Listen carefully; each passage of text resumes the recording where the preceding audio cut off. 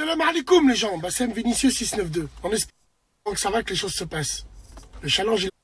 Salut tout le monde, c'est Nas et on va regarder une story de Bassem et après je vous dirai mon avis, n'hésitez pas à mettre un pouce bleu et à vous abonner. Salam alaikum les gens, Bassem Vinicius 692. En espérant que ça va, que les choses se passent. Le challenge il arrive bientôt. Hein. Là j'ai envie de vous parler d'une chose, Wallah rien à voir avec les tméniques et tout, mais c'est une chose sociétale. Tu vois, c'est une chose qui est destinée. Alors, le rap et la cité, la musique rap et la cité ont une histoire commune.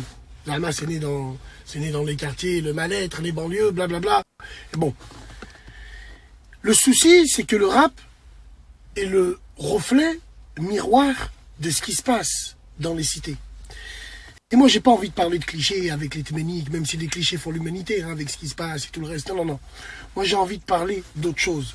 De la féminisation du rap underground.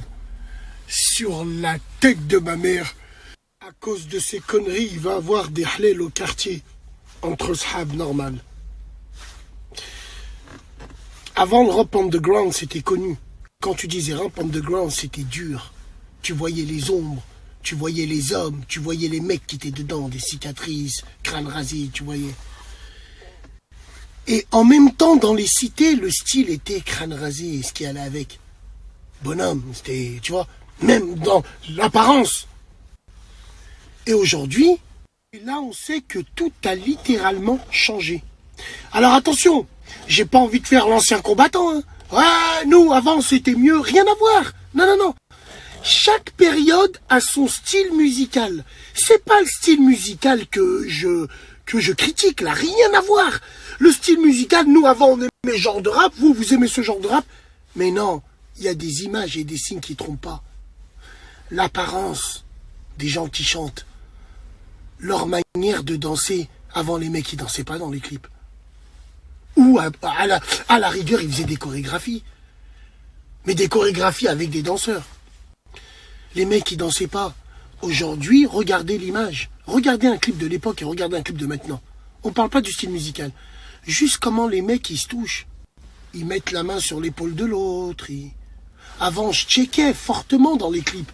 Maintenant, ils se mettent la main, ils dandinent ensemble. Et ouais, vous allez me dire, c'est un détail, mais c'est un détail qui fait tout. Moi, je les vois quand je suis en moto. Je les vois, les mecs, marcher ensemble. Des fois, je crois que je suis au bled. Limite, ils vont se tenir la main quand ils marchent. Ils ont des attitudes à se toucher physiquement, même pour rire, qu'on ne faisait pas avant. Et qu'on retrouve aujourd'hui dans les clips de rap. Donc, dans les clips de rap, on retrouve exactement ça. Il y a les clips de rap, il y a aussi toutes ces merdes qui sont sur les réseaux. Putain, mes frères. Nous, aujourd'hui, on a des petits frères qui mettent des slims avec des all-stars grosses semelles. Wallah, ça existe. C'est des gens du TIEX, du quartier. Mais ça, on le retrouve aussi dans les clips de rap. Tout coïncide. Et moi, je vous dis, aujourd'hui, ce lobby a très bien compris qu'il faut féminiser les cités. Et on y arrivera à ce mariage que je vous décris tant. Tu vas regarder par la fenêtre, tu vas fumer une clope, tu vas boire un café. Frérot, tu viens de te réveiller, tu entends Zaharet, t'es méchant content. Tu regardes par la fenêtre, qui c'est qui se marie. Et c'est là où tu entends, ah wallah, Youssef et Samir, j'ai toujours su que ça allait coller et tout. Et les mamans en train de Zaharet, des mariages, normal.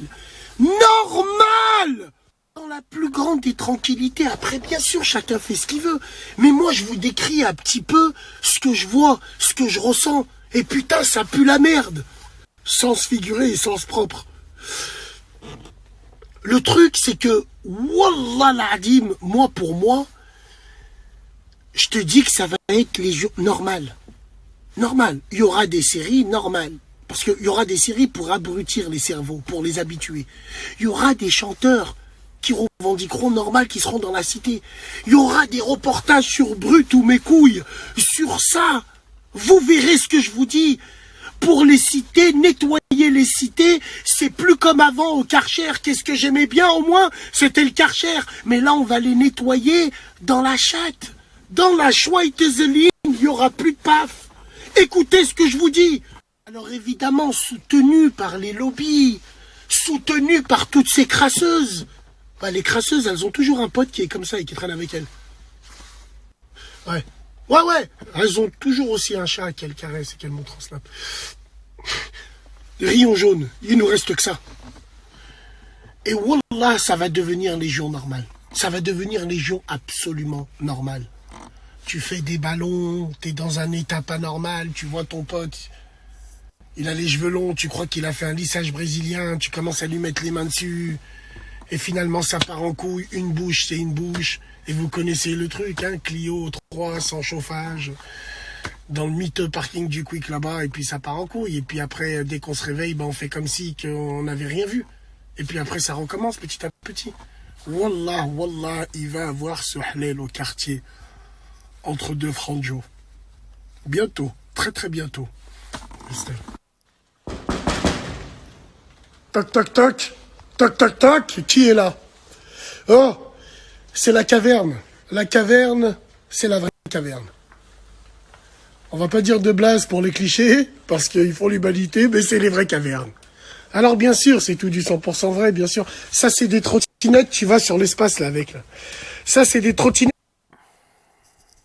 Donc après, il parle, ouais, c'est vrai que les clips de rap avant, ça faisait plus viril que certains clips de rap qu'on voit aujourd'hui. Point de vue virilité, ouais. Les danses, les slims, j'ai pas trop capté les slims, tu vois, mais c'est vrai qu'un pantalon slim, c'est pas très viril, on va dire. C'est pas très viril non plus. Voilà. Après, il parle des lobbies. C'est les lobbies, c'est eux, voilà, c'est eux les plus grandes puissances financières du pays, les plus grandes entreprises, tout ça. Donc forcément, c'est eux qui gouvernent, c'est les lobbies, c'est pas les politiciens. Les politiciens, c'est que des marionnettes qui nous donnent l'illusion qu'on croit qu'on peut choisir. Parce que dès qu'un politicien il sort des rails, il se fait balayer vite fait une affaire en justice, deux affaires en justice par les grandes puissances archi multibillionnaires. C'est même pas milliardaire, c'est au-delà. Donc c'est vrai que j'ai constaté les modes, ça commence à se féminiser un peu les modes. C'est eux qui font les modes, l'industrie du textile, tout ça. Donc quand ils font des nouveaux habits, slim, tout ça, ben ils payent des mannequins, ils payent des chanteurs pour promouvoir une mode, évidemment.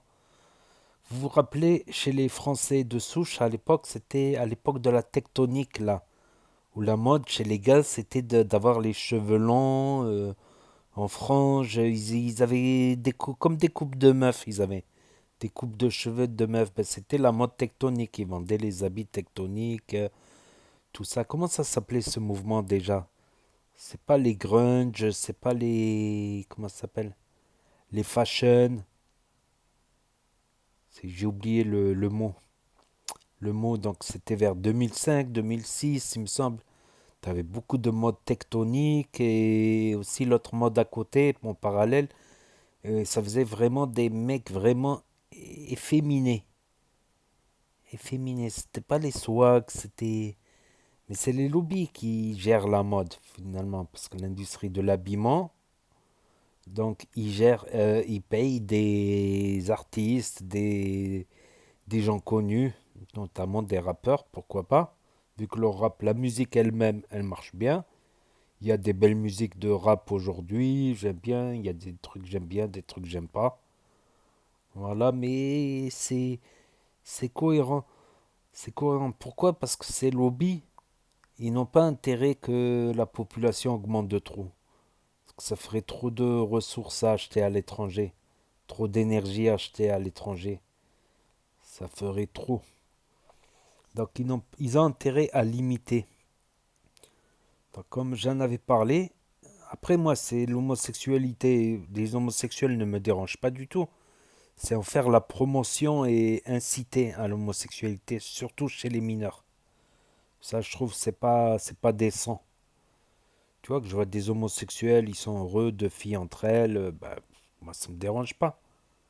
J'avais deux voisines qui étaient homo, bonjour, bonjour, c'est tout. Voilà, genre, ça me regarde pas tant qu'ils dérangent pas, tu vois. Mais c'est, voilà, c'est cette incitation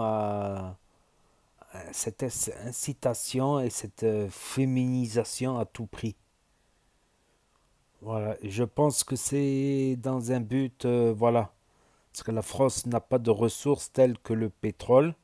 Et si demain on est 3 fois plus nombreux, ben, il y aura 3 fois plus de voitures, 3 fois plus de pétrole, 3 fois plus de marchandises à transporter en avion, en camion. Ça sera dur à gérer. Donc ça avait déjà commencé par... avant, c'était la femme au foyer. Donc la femme au foyer, elle avait que ça à faire d'élever ses gosses, faire le ménage, faire à manger. Donc depuis qu'il y a eu mai 68 aussi, les femmes plus sexy, ben, une femme plus sexy, c'est pas forcément la meilleure mère des familles. Il y a des exceptions, ok. Mais voilà, ça a déjà commencé depuis longtemps parce qu'ils savent qu'ils ont un problème, par exemple, avec les ressources naturelles qu'ils n'ont pas. Qu'ils n'ont pas. Et vu que, en plus, la France, c'est un pays où certains métiers ne sont pas aimés par les Français, parce que beaucoup, ils veulent tous travailler dans des bureaux, ils veulent pas faire certains métiers. Donc ça demandera 2 fois plus d'immigration. S'il y a 3 fois plus de population, il y aura 3 fois plus de métiers que les Français n'aiment pas. Par exemple, le bâtiment, éboueur, tous les métiers aussi dangereux comme la toiture aussi. Tout ce qui a trait au bâtiment, les éboueurs, le nettoyage, tout ça, ils n'aiment pas. Donc, c'est des postes qui seront vides. Donc, ils seront obligés de faire rentrer de la main-d'œuvre à l'étranger. Sans compter bah, tous ceux qui refusent ces boulots, qui préfèrent le chômage que le boulot. Donc, et avec le système d'aide sociale, ça aide pas parce que ces gens qui refusent les sales boulots et qui veulent pas travailler, ils auront au moins le RSA. Donc, ça sera de 2-3 fois plus de RSA versé et 2-3 fois plus d'immigrés à faire rentrer. Tout que les enfants d'immigrés, certains eux aussi se sont francisés, donc ils veulent pas les sales boulots. Je dis pas tous, parce qu'il y en a, ils font éboueur, ils sont en place maintenant. Y a rien à dire. Enfin, c'est que mon avis. Peut-être je me trompe ou pas, je n'ai rien contre les gens qui sont homosexuels. C'est leur vie, c'est leur corps. Tant qu'ils ne dérangent pas.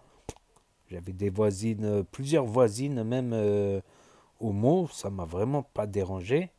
Il y a aussi un autre couple d'homo, je sais plus à quel étage. Toujours bonjour, bonjour, politesse. Ils se comportent bien, ils se baladent pas à poil dans la rue, ça va, tu vois. Et ils font pas des trucs chelous, ça va. Voilà ce que j'avais à dire. Ah, c'est aucunement contre l'homosexualité, mais contre la promotion de ça. Ah, chacun fait ce qu'il veut, mais on n'a pas incité surtout les enfants. Voilà, je le répète pour que le message soit clair. N'hésitez pas à me dire ce que vous en pensez, à mettre un pouce bleu, à vous abonner, à cliquer sur la cloche et je vous dis à bientôt.